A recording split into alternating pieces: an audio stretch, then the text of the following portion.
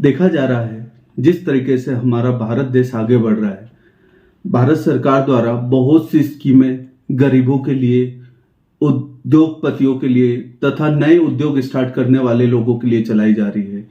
Government द्वारा बहुत से स्वच्छ भारत अभियान से लेके अन्य तरीके के बहुत से ऐसे अभियान चलाए जा रहे हैं जिसके द्वारा डायरेक्ट जो नागरिक है उनको प्रॉफिट हो। परंतु यह भी देखा जा रहा है कि उन काम को कराने के लिए लोगों द्वारा रिश्वत की मांग की जा रही है। करप्शन का लेवल बहुत हाई हो गया है।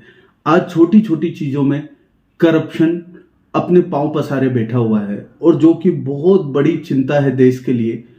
और ये एक बहुत बड़ा कारण है कि जहां पर जो गरीबों की हक है उसको मार दिया जाता है तथा जो सरकार द्वारा गरीबों के लिए स्कीम बनाई जा रही है उसको मार दिया जा रहा है। वो स्कीम प्रॉपर लोगों तक पहुंच नहीं पा रही है और इस कारण देश की उन्नति में रिश्वतखोरी बहुत बड़ी अड़चन बनी हुई है तथा देश की उन्नति इन कारणों से नहीं हो पा रही है।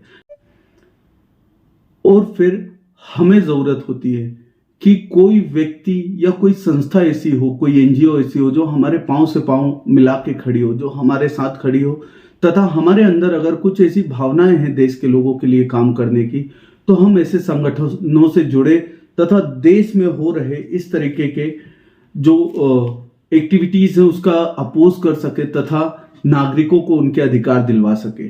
देश में हो रहे अन्याय, रिश्वतखोरी, बाल मजदूरी, बाल विवाह और ऐसे ही बहुत सी ऐसी नेगेटिव चीजें हैं जिसके लिए हम चाहते हैं कि हम किसी संगठन से जुड़े और वो हमारा साथ दे तथा हम इन कुरीतियों को देश से हमेशा के लिए खत्म कर सके।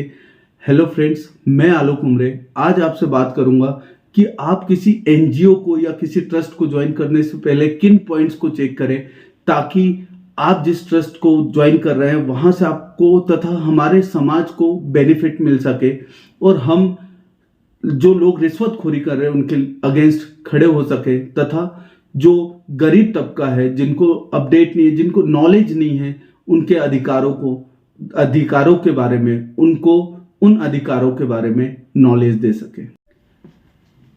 आज मैं आपको कुछ पॉइंट्स वो बताऊंगा जिनसे आप डिसाइड कर सकेंगे कि एक एनजीओ या एक ट्रस्ट, नॉन गवर्नमेंटल ऑर्गेनाइजेशन को हम किस तरीके से सिलेक्ट करें हमारे लिए, जो कि हमारे समाज को सही करने में हमारी हेल्प करे। आप किसी भी ऑर्गेनाइजेशन को अगर ज्वाइन करें तो उससे पहले ये कुछ पॉइंट्स है जिनको जरूर चेक करें जिससे आप एक रियल ऑर्गेनाइजेशन और फेक ऑर्गेनाइजेशन में फर्क निकाल सकेंगे। जैसा कि आप और हम सब जानते हैं, ये टाइम है सोशल मीडिया का, ये टाइम है ऑनलाइन चीजों की अवेलेबिलिटी का। तो सबसे पहले आप जिस भी ट्रस्ट को ज्वाइन करने के लिए सोच रहे हैं उसके बारे में गूगल करें तथा ये चेक करें कि वो ट्रस्ट किन किन जगहों पर रजिस्टर्ड है। आपको मैं बताना चाहूंगा कि भारत में जितने भी ट्रस्ट रजिस्टर्ड हैं लगभग 40 लाख के आसपास उनकी वॉल्यूम है। 40 लाख के आसपास ट्रस्ट रजिस्टर्ड। सरकार ने फेक ट्रस्ट या फेक एनजीओ को आइडेंटिफाई करने के लिए कई पोर्टल्स बनाए हुए हैं जिसमें आपको जो लीगल ट्रस्ट है, जो सच्चे ट्रस्ट है, उनकी डिटेल्स मिल जाएगी। तो आप कभी भी हो किसी भी ट्रस्ट को ज्वाइन करना चाहें, सबसे पहले गूगल कीजिए, उनके बारे में डिटेल्स निकालिए। आप चेक कीजिए किन किन पोर्टल्स पे रजिस्टर्ड हैं। सरकारी जो एनजीओ से रिलेटेड वेबसाइट्स है उनमें उनकी प्रेजेंस है कि नहीं है। सेकंड, आपको ये भी चेक करना चाहिए कि कोई ट्रस्ट जो कि रजिस्टर्ड है वो अपने ईयरली प्रोग्राम करा रहा है कि नहीं करा रहा है, उसमें टाइम टू टाइम मीटिंग होती है कि नहीं होती है। अगर ये सारी चीजें ट्रस्ट करवा रहा है तो कहीं ना कहीं वो एक रियल ट्रस्ट हो सकता है। आपको ट्रस्ट के गवर्नमेंट द्वारा issue PAN card number check करना चाहिए। आपको ये चेक करना चाहिए कि आपके द्वारा जो भी डोनेशन जा रहा है या जो भी मेंबरशिप जा रही है वो ट्रस्ट के अकाउंट में जाए। अगर कोई इंडिविजुअल ये बोलता है कि आप मेरे अकाउंट में ट्रांसफर कर दे और मैं फर्दर आगे कर दूंगा, आप ये बिल्कुल मत कीजिए, क्योंकि कई बार ऐसा भी हो सकता है कि ट्रस्ट तो ओरिजिनल है बट बीच के कई लोग ऐसे हैं जो फंड उनके अकाउंट में ले रहे हैं और वो डायरेक्ट ट्रस्ट तक नहीं पहुंच पा रहा है और इसमें आप आगे चल के उन लोगों के अगेंस्ट कोई एक्शन नहीं ले सकते क्योंकि आपने फंड जो है वो ट्रस्ट को नहीं ट्रांसफर किया, आपने फंड ट्रांसफर किया एक इंडिविजुअल को। तो कभी भी आप किसी भी संगठन में पैसे डोनेट करें या मेंबरशिप ले उसकी, तो वो अमाउंट आपको हमेशा ट्रस्ट के रजिस्टर्ड अकाउंट में ही डालना चाहिए। आपको कभी भी किसी भी ट्रस्ट को ज्वाइन करने से पहले उनसे डिटेल्स लेनी चाहिए कि ये ट्रस्ट कहां कहां रजिस्टर्ड है, किन किन गवर्नमेंट पोर्टल्स पे रजिस्टर्ड है, और आपको इंडिविजुअल जाके उन पोर्टल्स पे ऑनलाइन उस ट्रस्ट की प्रेजेंस को चेक करना चाहिए कि हाँ जो डिटेल्स दी गई है वो सही है कि नहीं है। आप हमेशा ट्राई करें, आप जिस भी ट्रस्ट या किसी एनजीओ को ज्वाइन कर रहे हैं तो आप ट्राई करें कि आपकी बात एक न एक बार डायरेक्ट राष्ट्रीय कार्यकारिणी या जो उसके फाउंडर है उनसे हो, यह आपको श्योर करना चाहिए कि उनसे आपकी बात हो सके। अगर कोई ऐसा रीजन हो रहा है कि बीच में कोई आपको इस टाइप से मिसगाइड कर रहा है कि वो बात नहीं करते हैं या बात नहीं कर सकते, तो ये कहीं ना कहीं एक मैसेज है कि वो ट्रस्ट नकली हो सकता है, क्योंकि जो फेक ट्रस्ट चल रहे हैं वो मेन जो मेंबर उसके ट्रस्टी होते हैं वो कभी पब्लिक के सामने नहीं आते, कभी अपने मेंबर्स के सामने नहीं आते। तो आप जिस भी ट्रस्ट को ज्वाइन करें, ट्राई करें कि उसकी कोर कमेटी से आपकी बात हो, उसके राष्ट्रीय अध्यक्ष से आपकी बात हो, या जो मेन फाउंडर हैं उनसे आपकी डायरेक्ट बात हो। आपको ये चेक करना चाहिए कि जो ट्रस्ट आप ज्वाइन कर रहे हैं उनकी मीटिंग्स हो रही हैं कि नहीं टाइम टू टाइम, या जो मेंबर्स हैं क्या उनको अधिकार है कि वो डायरेक्ट अपर लेवल पे बात कर सके। अगर ये चीजें हैं तो कहीं ना कहीं आप एक अच्छे ट्रस्ट से जुड़ रहे हैं जहां पे एक हेल्दी इन्वायरमेंट है और आपको राइट्स हैं कि आप डायरेक्ट टॉप मैनेजमेंट या टॉप लेवल पे बात कर सके। जो भी फेक ट्रस्ट होंगे या फेक एनजीओ होंगे वो टाइम टू टाइम अपनी लोकेशन चेंज करेंगे, अपनी डिस्ट्रिक्ट चेंज करेंगे। तो आपका एक तरीका ये भी हो सकता है कि जो ट्रस्ट है वो जब से रजिस्टर्ड है उसका एड्रेस कितनी बार चेंज हुआ है, क्या वो मल्टीपल टाइम हर 6-8 महीने में अपनी जगह लोकेशन चेंज कर रहे हैं। अगर ऐसा है तो आप विश्वास मानिए वो एक फेक ट्रस्ट हो सकता है।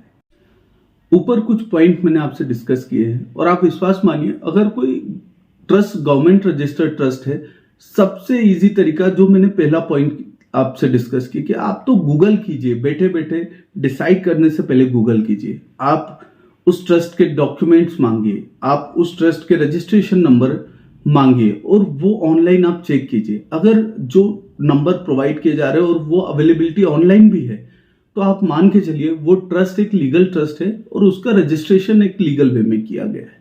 परंतु आपको ये बिल्कुल ध्यान रखना है, कोई भी ट्रांजैक्शन आप कर रहे हैं या किसी के द्वारा करवा रहे हैं, डोनेशन दिलवा रहे हैं ट्रस्ट को, वो ट्रस्ट के अकाउंट में डायरेक्ट होना चाहिए। ये कुछ जानकारियां थी जो मैंने आपसे शेयर की, जिसके द्वारा आप बिल्कुल आइडेंटिफाई कर सकते हैं कि आपके द्वारा ज्वाइन किया जा रहा ट्रस्ट फेक है या रियल है।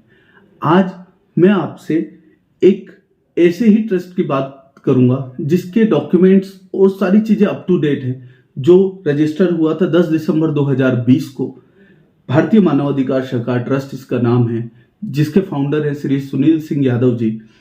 इनके द्वारा 10 दिसंबर 2020 को ये ट्रस्ट रजिस्टर किया गया है। जैसा कि नाम से हम जानते हैं भारतीय मानवाधिकार शाखा ट्रस्ट, नाम से हमें ज्ञात हो रहा है। तो ये ट्रस्ट बेसिकली ह्यूमन राइट्स के लिए वर्कआउट कर रहा है।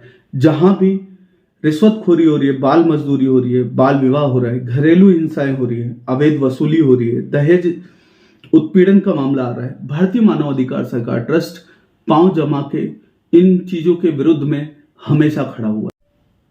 विगत 3 से 4 साल के जो वर्क है भारतीय मानवाधिकार शाखा ट्रस्ट का, वो वर्क इस टाइप से है कि ये नागदा में रजिस्टर्ड होने के बावजूद आज ना कि मध्य प्रदेश बल्कि पूरे इंडिया में इसकी ब्रांचेस हैं। आप यूपी चले जाएं, आप छत्तीसगढ़ चले जाएं, आप जिस भी स्टेट का नाम लेंगे हर स्टेट में इसकी प्रेजेंस है, तथा हर कार्यकर्ता, हर अधिकारी अपने डेडिकेशन से ट्रस्ट के लिए काम कर रहा है, मानव अधिकारों का हनन करने वालों के अगेंस्ट काम कर रहा है। अगर हम डॉक्यूमेंटेशन की बात करें तो जैसे कि नाम से समझ में आ रहा है भारतीय मानवाधिकार शाखा ट्रस्ट, तो सबसे पहले भारतीय मानवाधिकार शाखा ट्रस्ट का रजिस्ट्रेशन है protecting human rights under the human act 1993 में, जिसके डॉक्यूमेंट्स ट्रस्ट के पास अवेलेबल है। ट्रस्ट के पास यूनिक रजिस्ट्रेशन नंबर भी है जो कि इनकम टैक्स एग्जम्पशन का नंबर है। ट्रस्ट के पास अंडर सेक्शन 12AA और 80G5 के डॉक्यूमेंट्स अवेलेबल है। भारतीय मानवाधिकार शाखा ट्रस्ट जिस स्पीड से आगे बढ़ रहा है, आप मान के चलिए आने वाले टाइम में ये CSR प्रोजेक्ट पे बहुत अच्छे वर्क करने के लिए रेडी है। तथा एक चीज और कि अगर कोई ट्रस्ट बोलता है कि वो CSR के लिए काम कर रहा है, तो आप एक चीज जरूर चेक कीजिए कि उस ट्रस्ट के पास CSR रजिस्ट्रेशन है भी या नहीं है। तो भारतीय मानव अधिकार सहकार ट्रस्ट के पास अपना एक CSR नंबर भी अवेलेबल है, जिसका नंबर है CSR 000020052। भारतीय मानव अधिकार सहकार ट्रस्ट नीति आयोग में भी रजिस्टर्ड है, जिसका रजिस्ट्रेशन नंबर है MP/2021/0284195। भारतीय मानव अधिकार सहकार ट्रस्ट MSME के अंडर भी रजिस्टर्ड है। MSME का इसका यूनिक आईडी नंबर है UMDYAM MP4900111120। आप भारतीय मानव अधिकार सहकार ट्रस्ट की वेबसाइट भी विजिट कर सकते हैं, जो कि www.IHRCTINDIA.in। भारतीय मानव अधिकार सहकार ट्रस्ट से जुड़ने के लिए या आपकी कोई भी प्रॉब्लम हो, वो आप ऑनलाइन भी डिस्कस कर सकते हैं, हमें मेल कर सकते हैं। हमारी मेल आईडी है info@ihrct@gmail.com। भारतीय मानव अधिकार सहकार ट्रस्ट का अपना एक हेल्पलाइन नंबर भी है, जो कि 07366356042। आज भारतीय मानव अधिकार सहकार ट्रस्ट मध्य प्रदेश, यूपी, छत्तीसगढ़ के वो राजस्थान के गांव में जाके ग्राउंड लेवल पे वर्क कर रहा है। यह संगठन भारत सरकार के स्वच्छ भारत अभियान को सपोर्ट करता है तथा गांव तथा कस्बों में जाके चेक करता है कि वहां साफ सफाई की क्या व्यवस्था है, तथा अगर कहीं कमी पाई जाती है तो उस पर भारतीय मानव अधिकार सहकार ट्रस्ट एक्शन लेता है तथा कंप्लेन करता है। और एक वक्त के बाद भारत सरकार द्वारा या प्रदेश सरकार द्वारा भारतीय मानव सहकार ट्रस्ट के जो लेटर्स हैं उनको देखते हुए कार्रवाई की जाती है। अभी कुछ दिनों पहले हमारे राज्य मंत्री श्री माननीय कौशल किशोर जी द्वारा नशा मुक्त भारत का एक अभियान चलाया गया तथा भारतीय मानव सहकार ट्रस्ट ने उस अभियान में बढ़ चढ़ के हिस्सा लिया तथा जगह जगह पे जाके लोगों को नशा ना करने के लिए शपथ दिलाई गई। जिस तरीके से भारतीय मानव अधिकार सहकार ट्रस्ट की कार्यशैली है और बहुत कम टाइम में इसने अपनी प्रेजेंस स्टेट तथा नेशनल लेवल पे बनाई हुई है, अगर आपको भी किसी भी तरीके से मानव कल्याण के लिए काम करना है तो आप हमसे जुड़ सकते हैं, डायरेक्टली या इनडायरेक्टली। अगर आप कुछ भी डोनेशन देना चाहते हैं, आप भारतीय मानव अधिकार सहकार ट्रस्ट के रजिस्टर्ड बैंक अकाउंट में डोनेट कर सकते हैं। सारी डिटेल्स आपसे शेयर की गई है। अगर आप हमारे साथ मिलकर काम करना चाहते हैं तो आप बिल्कुल हमें ज्वाइन कर सकते हैं। सारी डिटेल्स अवेलेबल है। मैंने आपसे कॉन्टेक्ट नंबर वगैरह भी शेयर किया हुआ है। इवन आप डायरेक्ट गूगल करके भी हमारे बारे में डिटेल्स हमारी निकाल सकते हैं। तो किसी भी तरीके की आपकी इंक्वायरी हो या आपको कुछ भी कंप्लेन करनी हो या आपकी कहीं सुनवाई नहीं हो रही हो, आप हमसे डायरेक्ट कांटेक्ट कर सकते हैं। हमारी टीम हर जगह उपस्थित है, जो मानव कल्याण के लिए तथा जहां मानव अधिकारों का हनन हो रहा है वहां पर आपके साथ हमेशा खड़ी रहेगी। मैं आलोक उमरे, भारतीय मानव अधिकार सहकार ट्रस्ट, भोपाल, मध्य प्रदेश से। Thank you so much.